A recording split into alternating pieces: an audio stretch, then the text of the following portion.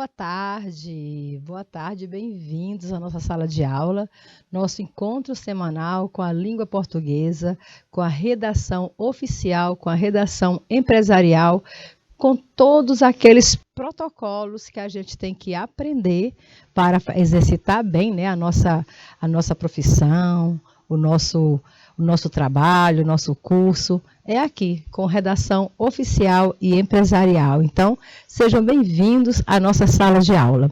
E hoje a gente vai tratar de um tema bastante corriqueiro, comum, com o qual devemos sempre estar intimamente mais relacionado, que é a questão da linguagem formal, a formalidade da linguagem no ambiente de trabalho e principalmente nas redações. Então, vem para a aula porque hoje temos muito sobre o que conversar, tá bom? Vamos falar de comunicação escrita e suas formalidades.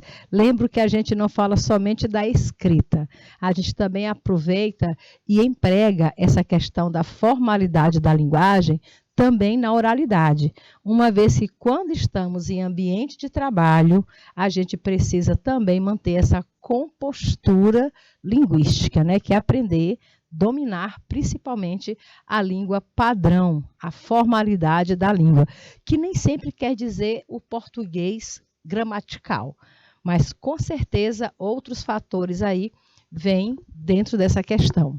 Então, primeiro, para falar de comunicação escrita e suas formalidades, eu coloco assim a vocês.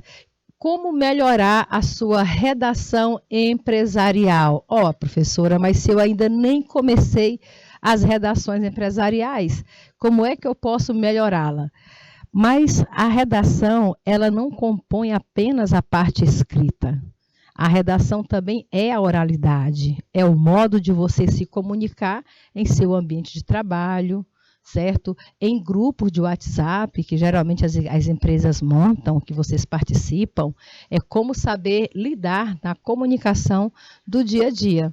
Boa noite, olha só eu. Boa tarde aí aos nossos amigos que estão de Brasileira, Colônia do Gurgueia, Colônia do Piauí, pessoal de Francisco Aires, Simões, pessoal que está em Santa Rosa do Piauí, sejam todos bem-vindos à nossa sala de aula. Então, a primeira dica para você manter bem uma comunicação em ambiente de trabalho, em ambiente profissional, é você focar no seu interlocutor. Foco no interlocutor. Quer dizer isso, professora? O que é o interlocutor? Naquela primeira aula que a gente teve sobre os elementos da comunicação, a gente viu que um dos elementos da comunicação é o receptor. Ou seja, a pessoa que vai receber a mensagem. E numa situação de trabalho, numa situação comunicativa em ambiente de trabalho, são vários os nossos interlocutores, que são eles, desde os nossos parceiros de trabalho, nossos companheiros, que somos todos nós, os colaboradores, como também a gente tem que saber lidar com a comunicação juntamente com os nossos diretores, com os nossos superiores e principalmente com o cliente, né, que é a parte mais sensível do nosso trabalho, é lidar, fazer a comunicação com os nossos clientes. Então, sempre que você tiver em ambiente de comunicação, em necessidade de comunicação, ou como a gente chama, em situação comunicativa, é importante que você foque no interlocutor. Quem é que vai receber a mensagem? Com quem você está se comunicando? Para que está se comunicando? Então, você sabendo dessas questões, você com certeza vai saber dominar melhor a sua forma de linguagem. E nesse ambiente de trabalho, a formalidade da língua, com certeza, tem a nossa prioridade. Vamos lá, então, aos nossos tópicos de hoje. Primeiro, conhecer a audiência torna a escrita mais eficaz, uma vez que é possível entender e se conectar melhor entender e se conectar melhor com o público e com seus interesses. Vejam só, quando você sabe para quem está direcionado a sua comunicação, seja ela oral, seja ela escrita, você sabe aplicar o nível de linguagem que deve ser priorizado, né? Porque nós temos o nível formal e temos o informal. Agora, lembrando, quando eu falo de linguagem informal, eu não estou falando necessariamente da língua portuguesa de qualquer forma, mas a informalidade, ela vai desde o uso dos pronomes, certo? Até algumas estruturações linguísticas. Já quando eu falo de linguagem formal, eu estou realmente me referindo a uma linguagem adequada a quem você deve, com quem você deve estabelecer essa comunicação. Então, quando você tem o foco no interlocutor, você sabe como se dirigir a ele. Você sabe, por exemplo, no ambiente de trabalho, quem são nossos interlocutores? Primeiro, nós temos nossos interlocutores, os nossos colegas de trabalho, certo? Que vão desde pessoas que ocupam cargos, porque os cargos têm a hierarquia. Todos nós sabemos que numa empresa nós temos hierarquias. Então, nós temos cargos que estão inferiores ao nosso e temos cargos que estão superiores ao nosso. A cada um desses cargos, você deve manter um nível de linguagem. Se você dominar e fizer uso constante da linguagem formal, você está com certeza adequado a qualquer um desses meios. O que a gente não pode é fazer essa inversão de valores, né? Então, quando você aprende o nível formal da linguagem, os cumprimentos, aquilo que vem desde a infância, que, aliás, é o assunto da nossa próxima aula, tá bom? Na próxima aula, vamos falar sobre os tipos de discurso. Então, nós temos discursos para pessoas diferentes, discursos diferentes para pessoas diferentes, certo? Então, quando você tem esse costume e hábito de usar a língua formal, você com certeza está mais inserido dentro do processo de trabalho. Já quando você não domina muito a linguagem formal, você terá um pouco mais de dificuldade. É importante, durante esse processo de comunicação, fazer uma boa escolha de vocabulário, saber quais palavras você deve utilizar, quais os pronomes que você vai tratar as pessoas adequadamente. Então, tudo isso faz parte da seleção vocabular. Simões está online, não é isso? Está tudo bem com vocês, Simões? E também temos que saber selecionar o tom de fala. Olha como o tom de fala é importante para não haver a duplicidade, para que não haja dúvida sobre a sua intenção comunicativa. Queridos, se tem algo que a gente nos deve chamar muita atenção, é a questão da intenção comunicativa. Nem sempre o que você escreve vai ser interpretado da forma como você quis dizer. Olha só como isso é importante. Muitas vezes a gente escreve de uma forma e querendo se entender de outra. Mas o que é que nos faz, o que é que proporciona que quando você escreve, você seja compreendido o mesmo tom de fala? Para que a sua fala na escrita não pareça impositiva, não pareça arrogante ou também não pareça desnecessária. O que é necessário? São necessários aí todo o conhecimento de linguagem. É necessário principalmente que você saiba usar as pontuações adequadamente, como você vai ver na aula de hoje. Então, não é somente, a gente não se preocupa apenas com a nossa fala, se eu estou falando certo, se eu estou falando errado. A gente se preocupa nessa questão do tom da fala também quando se escreve. Porque quando você escreve, você também passa um tom de voz para a pessoa que está lendo. Então, que tom você gostaria que a pessoa percebesse na sua fala? Um tom mais ameno? Um tom de imposição? Um tom de autoritarismo? Mas, professora, isso pode transparecer numa escrita? Não, não pode. Isso transparece numa escrita. Tá bom? Então, é por isso que é importante saber adequar a linguagem também ao papel. Quando você fala oralmente, bem, a Cecília Meirelles diz que uma vez a palavra proferida é como uma flecha, né? Ela não tem como retornar. E não deixa de ser verdade. Então, nós temos que ter sempre muito cuidado com a questão da linguagem, com aquilo que a gente fala, com o modo que falamos, com o tom que nós usamos. Se você encontra, por exemplo, um chefe, né? Um chefe que quando vai passar a vocês, ao corpo de trabalho, aos seus, como a gente chama, os seus colaboradores, as normas ou a rotina daquilo que deve ser feito durante o dia, o que deve ser executado durante o trabalho, essa pessoa que exerce a função de chefe, de comando, de direção, de líder de equipe, ele tem que ter um tom adequado. Porque se ele eleva muito o tom, ele vai parecer arrogante, prepotente, impositor, inquisidor. Vai haver vários adjetivos aí para colocar. No entanto, se ele baixa demais o tom de voz, se ele não tem segurança naquilo que está falando, ele não vai parecer um comando.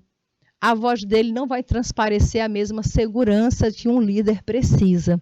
E você também, enquanto profissional, também deve se preocupar com seu tom de voz. Como você fala, desde o porteiro, quando você chega à empresa, até como você se dirige ao chefe. Tá bom? Então, tudo isso é importante no ambiente de trabalho e é aqui na redação que a gente treina esses modos linguísticos. O que mais diz a nossa cartela? Diz assim, com base nas pessoas envolvidas, você tem que saber escolher vocabulário e tom de fala, tendo como foco a pessoa envolvida, que é o nosso interlocutor, as pessoas com quem a gente dialoga. Aí vem o exemplo, né? Por exemplo, usar palavras amigáveis, palavras simples em comunicados à imprensa ou em boletins informativos. É uma dica de como deve ser a linguagem. Ela não pode ser desleixada, mas também não pode ser muito preciosa. Ela tem que ser simples, objetiva, concisa e formal, certo? Ao modo mais impessoal possível. Porque quando você você coloca alguns modalizadores de pessoalidade, isso pode comprometer o lado técnico do texto que você está desenvolvendo. Vou passar mais adiante. Também é necessário pensar no interlocutor, mas é isso que nós falamos. O tempo todo na comunicação, você tem que estar atento com quem você está se comunicando. É o cliente?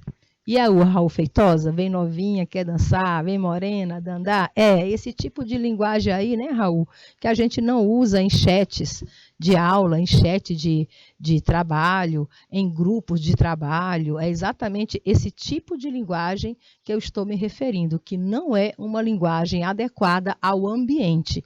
Toda linguagem que você utilizar tem que ser adequada ao contexto em que você está situado. Se você está no chat de uma aula técnica, de uma aula profissional, ou de qualquer que seja ao tipo de aula que você está tendo, esse tipo de linguagem está mais associado se você estivesse no momento envolvido num baile funk, se você estivesse falando com as pessoas da sua intimidade, mas não nesse tipo de situação comunicativa. Aí o que você gerou foi uma incoerência de acordo com a aula que você está tendo no momento, que é uma aula de formalidade linguística. Então, se quem está aqui do lado é o professor, os técnicos e quem está com você junto do chat são pessoas que estão para estudar, são professores, monitores, alunos, então o seu comunicado, a sua mensagem está desnecessária e inadequada a esse contexto. Você colocou exatamente um exemplo daquilo que nós estamos falando, que não pode acontecer em situação comunicativa profissional. Beleza? Então, sempre de foco no seu interlocutor para que você não apareça de forma desnecessária, para que você não pareça inconveniente. E essas inconveniências podem causar bastante prejuízo dentro da empresa ou sendo você alocado a qualquer outro tipo de trabalho, certo? Vamos falar também aqui sobre você sempre procure mostrar aos clientes o que você e sua empresa pode fazer por eles. É outro compromisso que nós temos diante da empresa. O que nós devemos ter conscientemente quando estamos em ambiente profissional é que nós não somos individuais. Você não é a Amy, você não é a Pamela, você não é a Amanda, você não é o Raul. Quando você está no ambiente de trabalho, você é a sua empresa. O que você fala como a empresa, principalmente diante dos clientes. Vou dar um exemplo aqui a vocês. Cheguei certa vez a uma clínica para me consultar, para uma consulta, né, um agendamento, e a recepcionista já me recebeu assim: o que é que você quer? Olha a pergunta que foi feita. O que você quer? É essa pergunta que deve ser feita a um cliente que chega a uma clínica para fazer um agendamento. Você, enquanto secretária ou secretário de uma empresa, aí chega um cliente para lhe procurar, né, para pegar informações com você. Você vai recebê-lo com essa pergunta: o que você quer? Isso é uma pergunta grosseira, despreparada, de pessoas que não passaram por um treinamento, por pessoas que não fizeram um curso apropriado para a profissão que estão exercendo no momento.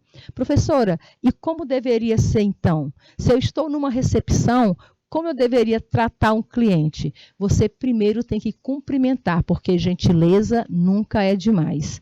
Você tem que dizer um bom dia, boa tarde. Em seguida, você tem que se apresentar solícito. Você tem que mostrar que está ali para ajudar. Você pode dizer: em que podemos ajudá-lo? Pode perguntar isso: olha, em que podemos ajudá-lo? Ou como podemos ajudá-lo? E você usa o podemos, você usa a primeira pessoa do plural, porque você não é o Raul, porque você não é a Amy, você não é a Amanda, você é a empresa. Você é você e todas as pessoas que trabalham ali a quem você está representando. Então, você diz: como podemos ajudá-lo? Bom dia, senhora. Boa noite, senhora. Como podemos ajudá-lo? Pode ser tanto no atendimento pessoal, como no atendimento por telefone, como no atendimento por mensagem, seja qual for o veículo de comunicação que a pessoa estabeleceu, o canal de comunicação que a pessoa usou para se comunicar com você, é dessa forma que você deve se reportar ao cliente, principalmente se for um cliente. Eu coloco aqui do lado essa imagem para mostrar a vocês um exemplo de mau atendimento, que virou moda, né? Virou vício de linguagem, que é o chamado gerundismo. Muitos nem compreendem o que isso significa. Por que eu não posso usar os verbos no gerúndio? Qual é o problema na comunicação dessa secretária? Olha aí, ela pode ser uma atendente de call center ou ela pode ser a secretária. A secretária também faz esse mesmo serviço aí, tá bom? De atender ao cliente. E ela atende dizendo assim: olá, sim, estou entendendo. Claro, estarei transferindo. Nossos atendentes estarão lhe ajudando. Você poderia ficar aguardando. Olha o tanto de... Olha, como é que eu caracterizo o gerundismo? Eu uso um verbo auxiliar, né, isso, com o verbo principal, estando na forma de gerúndio. O verbo no gerúndio, ele termina em ando, endo, indo. Estou entendendo. Verbo auxiliar, estarei. Verbo no gerúndio, transferindo. Verbo auxiliar, estarão. Verbo no gerúndio, ajudando. Verbo auxiliar, ficar. Verbo no gerúndio, aguardando. Vejam só: estou entendendo, estarei transferindo, estarão lhe ajudando, ficar aguardando, poderia ficar aguardando.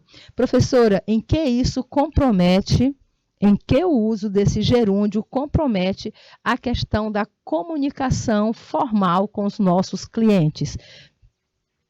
A intenção dos verbos no gerúndio é mostrar uma ação inacabada, uma ação interminável, algo que não vai ter fim, algo que está em processo e que você não sabe quando concluir.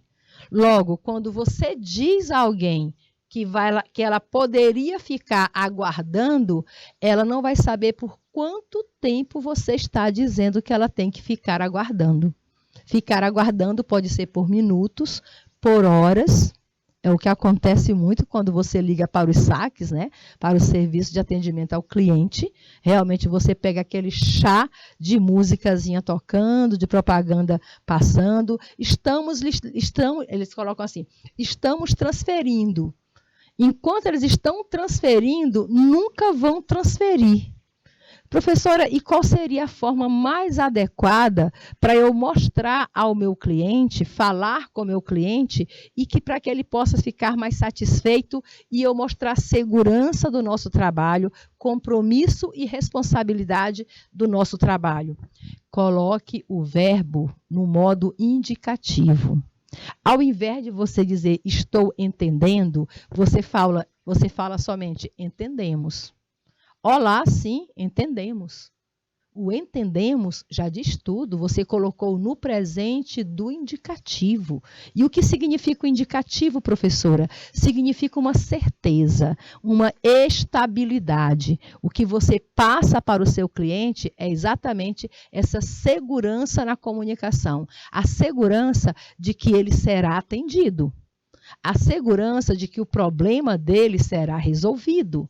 Então, você usa o presente do indicativo. Você diz, olá, sim, entendemos. Claro, em vez de falar estarei transferindo, você pode dizer transferirei.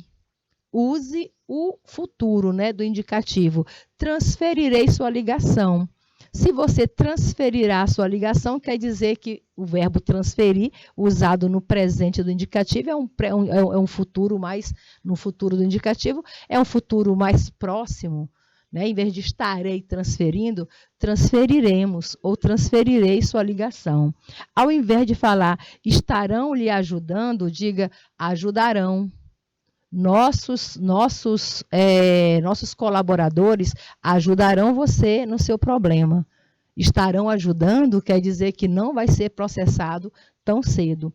Em vez de dizer poderia ficar aguardando, diga aguarde. Use o imperativo. Aguarde para mostrar essa segurança, essa certeza.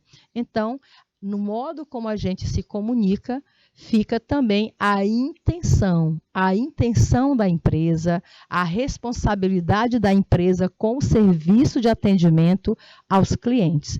E isso a gente adequa a linguagem para dar maior estabilidade, maior segurança aos clientes. Continua.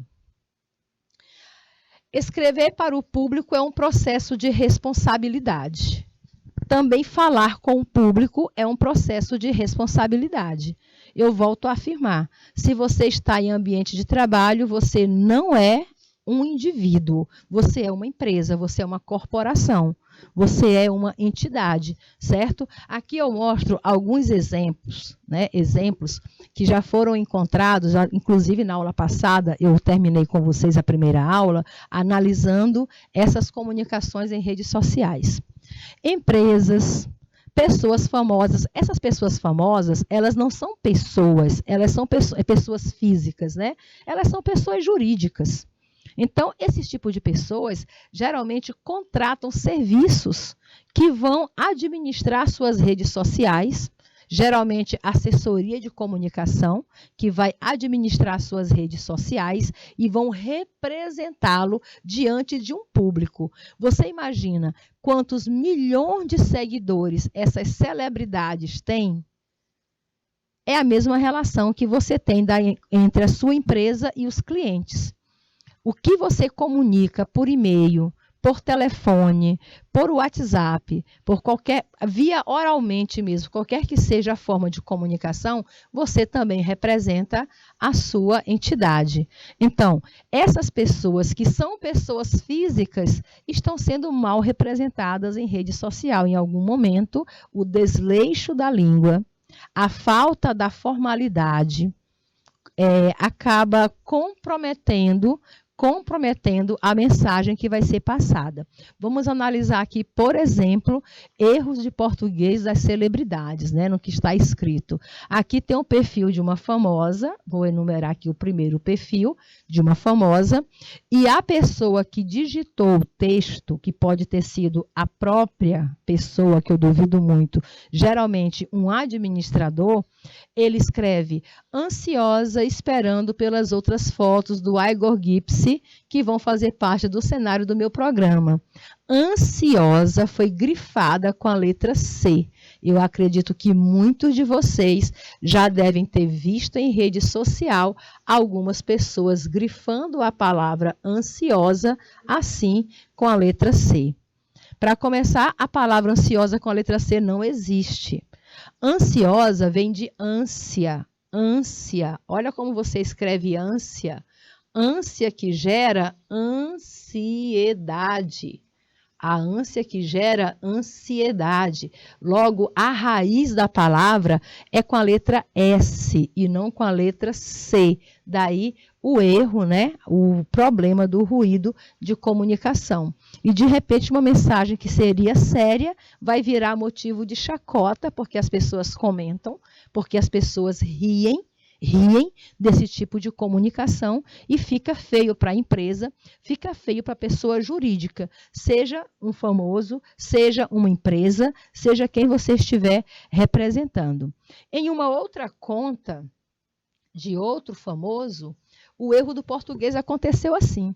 A pessoa que publicou a mensagem colocou felizmente ou infelizmente, passei o seu dia longe do Senhor. Mas tudo tem o seu porquê, que Deus o abençoe. Vejam só, foi utilizado aí 2 advérbios, felizmente ou infelizmente. Quando você seleciona uma ou mais palavras para formá-las ao todo um advérbio, quando você diz certo, esteja certo ou errado, quando você diz legal ou ilegal, não é isso? Você tem, e vai usar o mente no final, você usa apenas na última palavra, tá bom? Você diz esteja errado ou certamente. Aí você coloca o mente somente na última palavra. Feliz ou infelizmente, você só usa o mente com a última palavra. Por quê? Porque para não gerar essa redundância, o eco, para não ficar disforme, né? Então aqui foi o excesso desse sufixo mente que era desnecessário para o primeiro elemento. E depois também tivemos o erro no emprego da palavra porquê, que é uma palavra que realmente gera bastante dúvida quando estamos escrevendo e algumas vezes podemos pagar mico por não sabê-los utilizar corretamente. Mas são 4 porquês. Tem esse porquê separado, sem acento, que você usa para iniciar uma pergunta direta. Por que você se atrasou? Se é uma pergunta, você já usa o porquê separado com acento. Ou então, quando você quer usá-lo em substituição à expressão pelo qual, né? Pelo qual, ou pelas quais, ou pelos quais, em suas substituições também podem caber um porquê separado e sem acento. Você usa esse porquê separado com acento quando você vai terminar uma interrogação. Você chegou atrasado, por quê? Aí você usa esse porquê separado e acentuado, porque ele finaliza. Como ele finaliza a oração, ele deve ter esse som, né? Esse último fonema, essa última sílaba aí, ela é uma sílaba tônica. E para ser tônica, você coloca o acento circunflexo. Você tem também esse outro porquê que foi utilizado no texto em que estamos observando. Esse porquê junto e sem acento, ele é utilizado para dar uma explicação. quando você quer dar uma justificativa. É o que você chama de conjunção explicativa. Cheguei atrasado porque o ônibus quebrou, porque o ônibus ficou no prego. Cheguei atrasado porque enfrentei uma chuva. Cheguei atrasado porque, se você está explicando, você usa o porquê. Mas aqui ele disse, mas tudo tem o seu porquê. Isso não é uma explicação. Se ele falar, pai, não lhe dei parabéns hoje porque estava trabalhando, aí seria esse porquê. Mas não usou o porquê explicativo, mas usou o que ele deveria ter usado, era esse porquê aqui, ó. O porquê junto e com acento. Esse porquê acentuado significa a razão, o motivo. É um substantivo. Ele não quer dizer isso, ó, mas tudo tem o seu motivo. Ou, mas tudo tem a sua razão.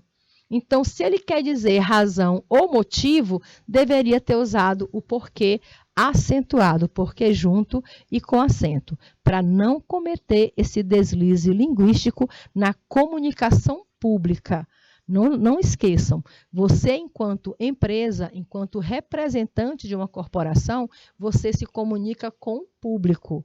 E o público não deseja ver erros, pequenos erros, né?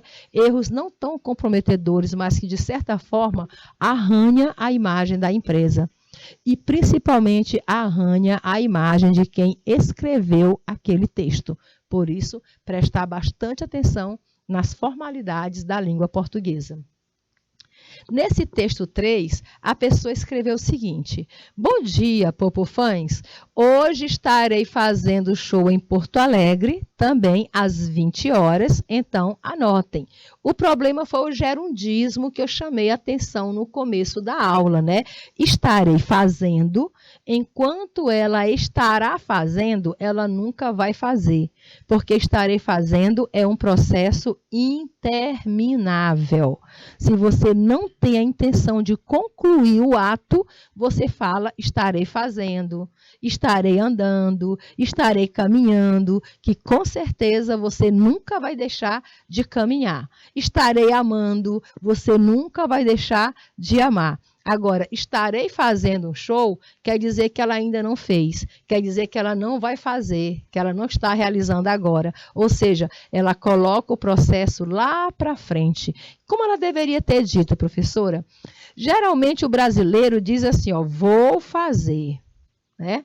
Brasileiro já diz assim, vou fazer show em Porto Alegre. Brasileiro não gosta muito de utilizar o verbo conjugado no futuro do presente, né? Mas o correto mesmo seria dizer farei.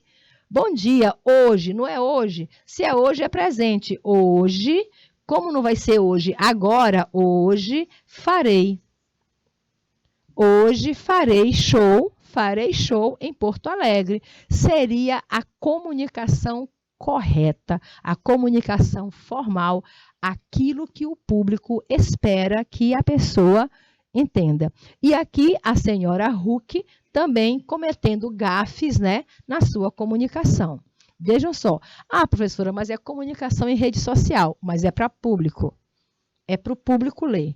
Daí você imagina milhões de seguidores lendo aquelas expressões escritas de maneira incorreta. Gera arranhões na imagem do profissional. Gera arranhões na imagem da empresa. Inclusive, se for uma mensagem vinda de uma empresa com erro de português, a possibilidade de um cliente receber e acreditar que seja uma fake news é de quase 90%. Porque quase 90% das fake news contém erros de língua portuguesa. Então, se você quer credibilidade, se você tem que passar a credibilidade da sua empresa para clientes e para outros agregados ou associados, é necessário que você saiba utilizar bem a língua portuguesa. Nesse quarto texto aqui, a pessoa fez o seguinte, ela publicou, meu amor, usou um emoji ao invés da palavra amor e colocou há 8 anos atrás,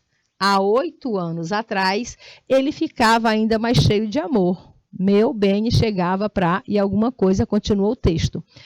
Aqui tem alguns problemas, tem problema de redundância e tem problema de acentuação, tá bom? Como você observa, o texto, o verbo haver não está acentuado. No passado, o verbo a, ele tem que ter o acento agudo. Tá aí o acento. Há 8 anos. Quando eu uso o verbo haver nessa forma do passado, há 8 anos, ou seja, se referindo a um tempo já decorrido, eu não preciso usar a palavra atrás. Porque se eu digo há 8 anos, já quer dizer que foi atrás, que já passou, que é passado. Então, é desnecessário dizer há 8 anos atrás. Professora, mas o Raul Seixas canta, eu nasci há 10.000 anos atrás. O Raul Seixas pode, porque ele é artista, porque é letra de música, e letra de música é poesia. Assim como o Chico Buarque também diz, me sorri um sorriso. O Chico Buarque diz, me beija com a boca.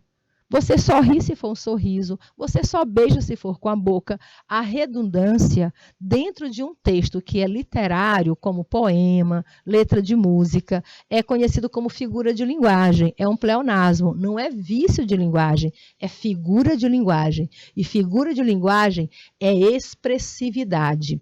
Agora, quando você está usando o texto em linguagem denotativa, ou seja, no seu verdadeiro sentido, você evita redundâncias, você evita pleonasmos, porque não vai ser entendido como estilo, vai ser entendido como falta de elaboração da mensagem, vai ser entendido como descuido, como vício de linguagem. Então, aqui seria o caso de usar o verbo haver.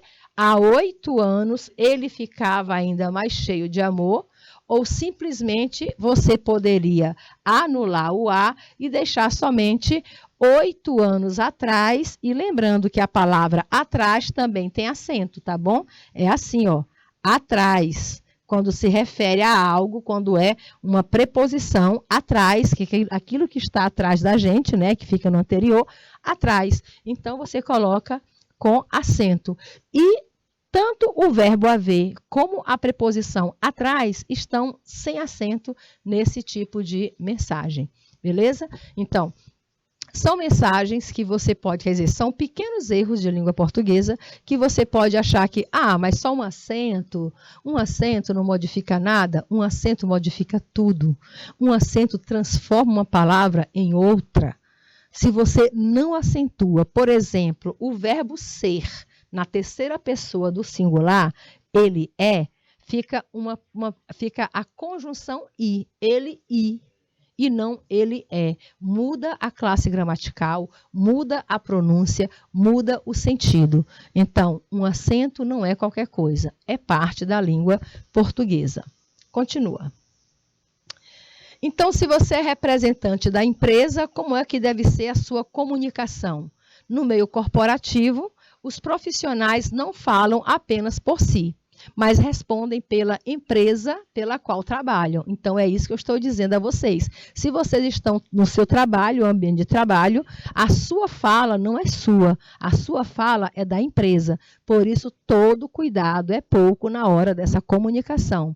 Textos mal escritos, sem o cuidado com a apresentação, sem cuidado com clareza, formato e pesquisa, trazem má impressão para a empresa inteira. Você pode prejudicar o trabalho de todos, não só o seu, mas de toda a empresa, por uma questão de não saber apresentar um texto, de não ter clareza, de não utilizar o formato adequado, de não ter feito uma pesquisa, não saber mais sobre o assunto que está falando, certo? Professor, e o que é o formato? O formato é a letra maiúscula, é a letra minúscula, o formato quer dizer o espaçamento da linha, o formato quer dizer translineação, o formato é a fonte que você está usando, o número da fonte que você usa, tudo isso faz parte do formato. Por isso que alguns textos, quando são digitais, eles passam por uma equipe de formatação. Mas nem sempre nós temos uma equipe para cuidar dessa aparência do nosso texto. E às vezes você já tem um secretariado, a pessoa que te contrata acredita que você já saiba fazer essa formatação de texto e você é contratado para isso. E aí? Que situação você vai ficar colocado, né? Então, a dica é menos é mais.